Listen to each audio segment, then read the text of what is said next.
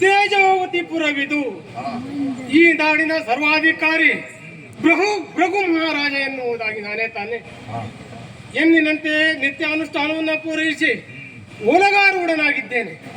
ಹೊಡೆದಿದ್ದೇನೆ ಈರ್ವರ ಗಂಡು ಮಕ್ಕಳನ್ನು ಸತ್ಯಶೇಖರ ಸತ್ಯಸೂರತ ಎನ್ನುವುದಾಗಿ. ಸ್ವಾಮಿ, ಏನಾದರೂ ವಿಶೇಷ ಉಂಟು ಅಂತಾದರೆ ಅದರ ನಿರೀಕ್ಷೆಯಲ್ಲೇ ಇರ್ತೇನೆ.